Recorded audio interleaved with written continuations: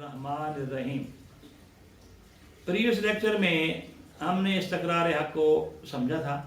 इस्तक़रार हक़ है क्या चीज़, हक़ के इंग्रेडिएंट कितने हैं, लफ्ज़ इस्तक़र का क्या मतलब है, और मैंने एक दो मिसालें भी राइट के हवाले से दी थी। आज हम उसका जो प्रैक्टिकल सिनारियो है वो मैं पेश करता हूँ।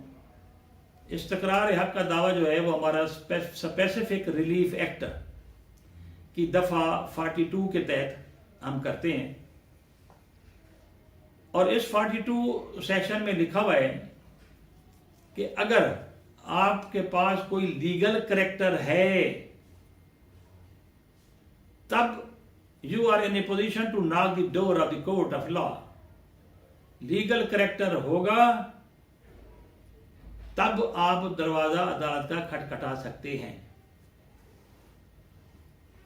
असल में हमारे मुल्क में इस तरह नहीं है। ये स्टार्ट तो हुआ था ये बरतानिया में, ब्रिटेन में कॉमन लॉ कोर्ट्स होती थी, chancery courts, king law courts और इक्विटी कोर्ट्स। तो कॉमन लॉ जो था वो बड़ा सख्त था। वो कहते कि आपने लॉ की ये चीजें ऑब्जर्व नहीं की, लिहाजा आप फारिग। तो लोग रोते पीटते थे भी ठीक है, हमने अगर लॉ को ऑब्जर्व नहीं किया, ये ट्रांजैक्शन तो हुई है। मसलन मैंने अगर प्लाट कोई लिया है, मैंने उसकी रजिस्ट्री नहीं करवाई, जैसे हमारा रजिस्ट्रेशन एक्ट में दफ़ा जो 17 है रजिस्ट्रेशन एक्ट का, हम रजिस्ट्री करवाते हैं। तो इक्विटी कोर्ट्स में फिर वो जाते थे। इक्विटी कोर्ट्स कहती थी ठीक है, आप अपने गवाहान, दस्तावेजात, जो भी चीज़ें हैं वो ले आए, हम सुनते हैं। तो कॉमन लॉ कोर्ट जो है जी, कॉमन लॉ अदरवाइज बहुत सख्त होता है, और खसूसी हमारा जो पाक इंडिया है जहाँ कोडिफाइड लॉ है, ये बड़ा डेंजरस होता है। एक एक चीज को ऑब्जर्व करना पड़ता है, जैसे लॉ ने कहा है वैसे करो। तो बहरहाल इसमें मैं आपको मिसालें देता हूँ। अभी मैंने आपको बताया कि सेक्शन 42 जो है स्पेसिफिक रिलीफ एक्ट का, उसके तहत अगर हम किसी किस्म का लीगल करैक्टर रखते हैं तो हम जाके फिर अदालत का दरवाज़ा खटखटाते हैं कि हमें इसकी डिग्री दो। मसलन एक ए और बी ने आपस में ट्रांजैक्शन की, 10 मरले का प्लाट उसने कब्जा दे दिया और उसने सफ़ेद कागज पर लिख कर दे दिया कि जनाब पैसे ले लिए गए, कब्जा दे दिया गया है। अब आप निस्बती मालिक बने, इक्विटेबल ऑनर बने। साहब का लेक्चर में मैंने यही कहा था, इसकी कोई वैल्यू नहीं है। ठीक है, आपने कब्जा कर लिया, आप बैठ गए। ये तो वो रोमन कंसेप्ट जो शुरू में होता था, थाइन इज माइन वाला। तो अब क्योंकि कानूनी आपने मालिक बनना है, तो आप ये सारी चीज़ें अदालत में ले जाएंगे। अदालत दीवानी में अब दावा करेंगे कि जनाब मैंने बी से प्लाट नंबर फला लिया, जिसका नंबर यानी खेवड़ नंबर ये है, खतौनी नंबर ये है, खसा नंबर ये है, मसलन मुरब्बा नंबर या किला नंबर ये है, उसका हदूद अरबा ये है, उसके पैसे मैंने ये अदा किए, वगैरह वगैरह वगैरह। तो अब वो इनकारी हो गया है, तो अदालत मुझे डिग्री दे लीगल ऑनर की। तो आप अदालत में दावा दायर करते हैं बाकायदा। तो फिर मुद्दा ले आता है डिफेंडेंट, जिसे आप कहते हैं। जो दावा करने वाला है प्लेंटिफ, और जिस पर दावा किया जाए वो डिफेंडेंट। तो अदालत उसे बुलाती है, और उसके बाद जो भी प्रोसेस होता है, सारा जो कानून का प्रोसेस है, उसी तरह फिर इश्यूज फ्रेम होंगे, उसी तरह वो गवाहान आएंगे, इसी तरह उस पर जिरा होगी, इसी तरह फिर दोनों पार्टियों के तरफ से गवाहान वगैरह आ जाएंगे। उसके बाद फिर वो एक जजमेंट जो है वो अदालत जारी करती है और डिक्री जारी करती है। इसके बाद जो है आप, उसके बाद आप जो है वो लीगल ऑनर उस प्रॉपर्टी के बन जाते हैं। अब अगर आप चाहें तो किसी जायदाद पर शुफा करना चाहें तो आप कह सकते हैं कि मैं तो इसको खेवड़दार हूं। अब इससे पहले आप नहीं कर सकते थे, क्योंकि आपके पास कोई लीगल डॉक्यूमेंट ही नहीं था। अब आपको जब डिग्री आ जाती है तो आप अपनी खेवट, उस खेवट में इंदराज आपका हो जाता है कि मैं बतौर मालिक हूँ। اب آپ نے کسی بینک سے لون لینا ہے یا کسی ادارے میں آپ نے کوئی قسم کا کام کرنا ہے یا کسی کی ضمانت دینی ہے، جیسے عام طور پر ہوتا ہے کہ کریمنل کیس میں ضمانت دینا پڑتی ہے، تو تب آپ جو ہے یہ سارے کام قانونی، جب آپ لیگل آنر بنیں گے then you are allowed to render legal work. Legal work آپ نہیں کر سکتے اگر آپ پاس آپ لیگل آنر نہیں ہیں. تو بہرحال یہ قانون میں یعنی ایک انہوں نے فیسیلیٹیٹ کیا ہوا ہے، اگر کوئی شخص ان پڑھ ہے یا اسے کوئی جو بھول چوک ہو گئی ہے یا کسی خاص حالات کی بنیاد پر اس نے جو اصل قانون تھا اسے آبزرو وہ نہیں کر سکا ہے، تو وہ ڈیکلریشن سیک کر سکتا ہے اپنے یہ جو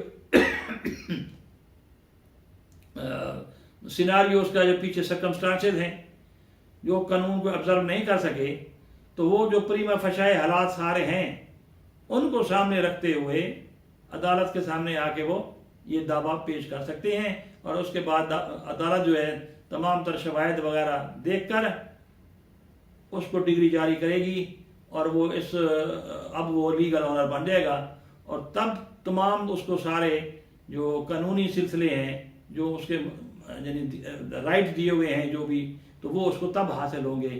اس طرح نہیں ہے کہ آپ اس طرح کے کام کریں جو غیر قانونی ہیں اور پھر آپ اپنے آپ کو گھر بیٹھے سمجھتے رہیں کہ میں مالک ہوں. تو چاہے 50 سال ہو جائے چاہے 1000 سال ہو جائے، پھر پتہ چلتا ہے کہ جناب اس بنیاد پر وہ کہتے ہیں قبضہ تو ہمارا تھا، ہم مالک ہیں. تو قبضہ جو ہے وہ شہادت تو ہے ملکیت کی، اس کی قانون میں 90/100 9/10 بھی کہتے ہیں اسے، 100 میں سے 90 حصے یا 10 میں 9 حصے پریما فشائے سامنے یہ معلوم ہوتا ہے کہ جناب واقعی یہ مالک ہی نظر آ رہا ہے. تو اس سے یہ مراد نہیں ہے کہ وہ لیگل آنر بن جائے، مالک وہ نسبتی ہی رہے گا، اکویٹیبل رہے گا، اور اس کو وہ رائٹس تمام جو ایک قانونی مالک کو حاصل ہیں وہ اس نسبتی مالک کو حاصل نہیں ہوں گے. تو یہ ایک سلسلہ اسپیسیفک ریلیف ایکٹ میں دیا ہوا ہے سیکشن 42 کے تحت کہ یہ سارا تمام سرکمسٹانسز وغیرہ جو بھی ہیں تو عدالت میں رکھیں، کیونکہ ہمارے ہاں علیحدہ کورٹس نہیں ہیں. تو میں نے آپ کو بریٹن کی بات کی تھی، یہاں آ کے جو ہے وہ تمام تر یہ چیزیں عدالت میں جو سول کورٹس ہیں ان کو دی ہوئی ہیں. تو الحمدللہ میں سمجھتا ہوں کہ آپ نے میرا پچھلا لیکچر بھی اور یہ بھی اس انداز سے فالو کیا ہوگا کہ اب آپ کو دعویٰ استقرار حق کرنے میں کوئی کباہت نہیں رہے گی، کوئی مسئلہ درپیش نہیں آئے گا. اور آپ نے یہ ٹرمینالوجی کی جو بات سمجھی ہے کہ استقرار حق کسے کہتے ہیں، یہ اصل اس کی جو بیسمنٹ ہے، جو بنیاد ہے، یہ زبردست چیز ہے. اور اس پر اب آپ آئندہ غلطی نہیں کریں گے کہ جو ڈیکلریشن دائر کرنے جا رہے ہیں، ڈیکلریشن کا جو مطلب ہوتا ہے وہ ہوتا ہے اعلان کرنا. آپ یعنی اب اردو اور انگریزی کا کمپیرزن کریں تو زمین آسمان کا فرق ہے ٹرمینالوجیز کا. تو عدالت جو ہے وہ عام طور پر یہ کرتی ہے، اس کا اعلان کرتی ہے کہ جناب یہ واقعی اس کا رائٹ بنتا ہے، تو اس لیے کہتے ہیں ڈیکلریشن. تو ڈیکلریشن جو ہے وہ جو استقرار حق ہے وہ ریئل مطلب نہیں ہے ڈیکلریشن کا، مفہوماً ٹھیک ہے. تو بہرحال یہ نظام سارا آپ کو اس طرح آبزرو کرنا پڑے گا اپنے رائٹ کو پروٹیکٹ کرنے کے لیے، کیونکہ عدالت نے جو کام کرنا ہے وہ قانون کے مطابق کرنا ہے. اور کامن لا جو ہمارا موجود ہے اس کے تحت عدالتیں جو ہیں وہ ان کو ڈسکریشنری پاور بھی ہوتی ہے. ڈسکریشنری پاور سے مراد ہوتا ہے ثواب دیدی اختیار. اور ثواب دیدی اختیار کیا ہوتا ہے کہ عدالت سمجھے کہ یہ جناب میں اس کو سٹیج جاری نہیں کرتی، اس کے جو انگریڈینٹ ہیں جو لا کے مطابق وہ بھی پورے نہیں ہیں، فلاں ڈیفیکٹس ہیں وغیرہ وغیرہ. تو آپ بطور حق کے کہ آپ کا حق ہے کہ جج آپ کے فیور میں یہ بات کرے، سوال ہی پیدا نہیں ہوتا. تو یہ اس کو ہم دوسرے الفاظ میں عام لے مین ٹائپ اور لنگڑے دعوے بھی کہتے ہیں. جو دعویٰ قانون کے نظر میں زبردست ہوگا وہی دعویٰ ہوگا.